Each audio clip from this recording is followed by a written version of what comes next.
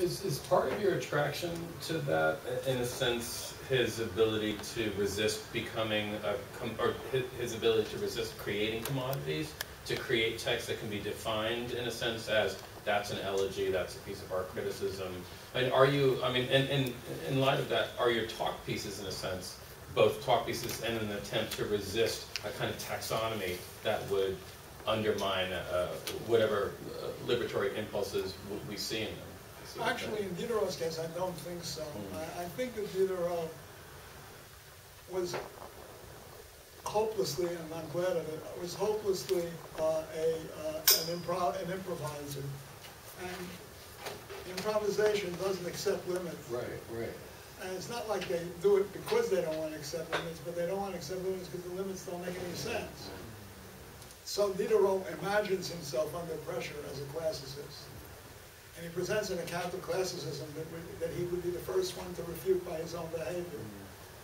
So, in a way, I don't think he was aware of the extent to which he was hopelessly incapable of classicism. Because he actually acted as if he thought classicism was worth attaining to. And his propaganda suggests this. But even the way he writes the propaganda suggests that he can't believe, he can't do it. Like he'll have a preface to a piece that you think you understand, and then the preface throws it all into question. The one called the religieuse, the nun, the story of this girl who was violated, and it goes on. He tells the story and it's filled with pathos. Then he writes that this was a lie constructed largely to bring this rich man back to Paris so that he could help this woman out. And knowing his ethical character, generous ethical character, he presumed the man would come back and offer money immediately to take care of her circumstances and liberate her from the convent where she should have been immured. So then you say, which of these is true? If one is true, if the account of the blog, so to speak, is truthful, then the other is nothing other than a fanciful set of pathos generating pieces of material. And it means if a work of art is not a novel but a lie, what's the relationship between the novel and the lie? Daniel Defoe did a history of the plague, the Great Plague Year, which can be demonstrated to be untrue. The death roll is it's demonstrably untrue, and he was working as an agent of the government, which wanted to promote a particular way of looking at the situation, and they didn't want people migrating all around. They wanted them to sit still and not, as it were, contaminate everybody else. So Defoe wrote this novel, or it's been called a novel, about his relative, Foe, an ancestor of his who supposedly wrote his memoirs, and these are the memoirs of the so-called Mr. Foe. Yeah, if you believe it. You don't have to believe it, and nowadays most scholars don't believe it. But does that make it a bad novel because it's a good lie? Or is it a bad lie and a good novel? It isn't clear. I mean, like, nobody will mistake Don Quixote for a lie. I mean, it sets out to be fantastic, and it is fantastical, and it's a comedy. But with Daniel Defoe, you really don't know whether you're dealing with propaganda as the main thrust of the drive. In Mal Flanders, it doesn't read as propaganda the same way, and it feels like a novel. So there's some difference between a lie and a novel, although they may deploy the same virtues. The same literary virtues may attend the structure of the lie as the structure of the other thing. But this equivocal nature of what things are in the genre, the lie is a different genre than the novel. And I suppose that you wind up doing this. In a certain sense, I feel that I don't really feel I violate genre as much as ignore it. It's curious.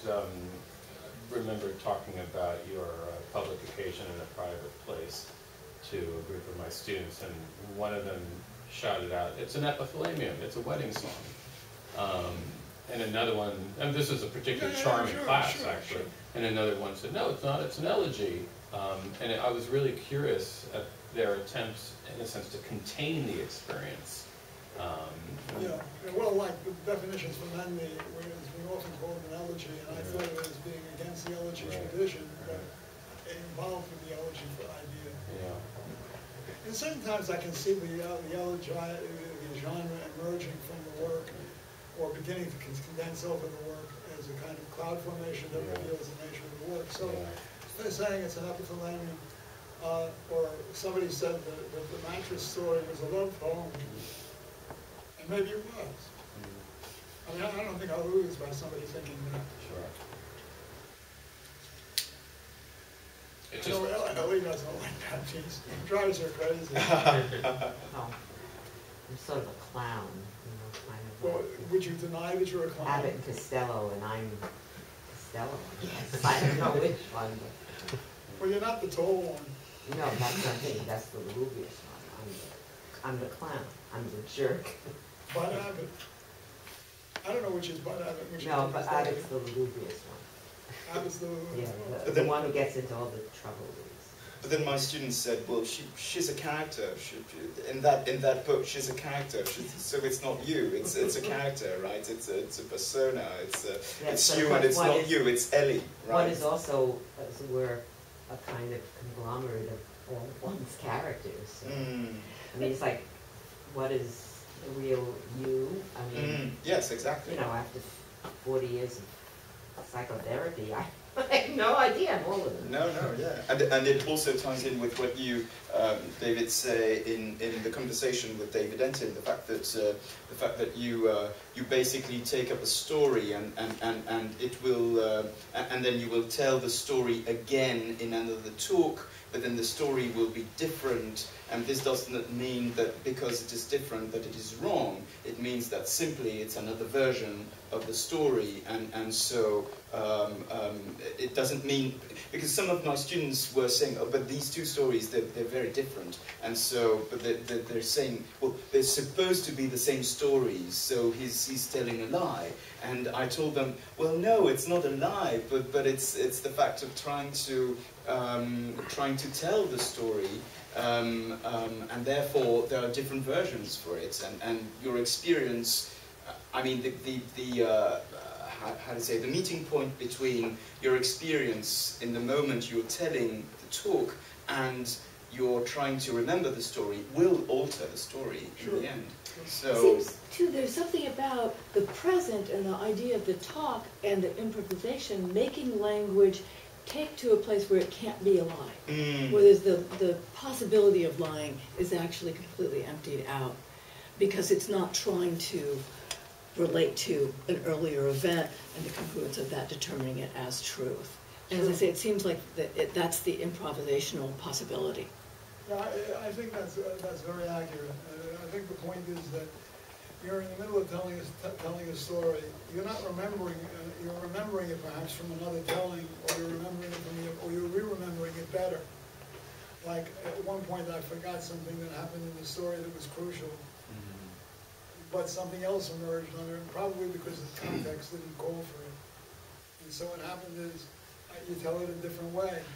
And you don't know that you're telling it a different way, or you don't think about it. You think about what you're doing is what you're doing in the present. Like I still am not satisfied with the Freud materials I engaged with. And I was once thinking of like mixing talk pieces in a book about Freud's interpretation of dreams in a kind of new literary text. And I'm not sure what to do with it because I got 3 different takes on the interpretation of dreams, which vary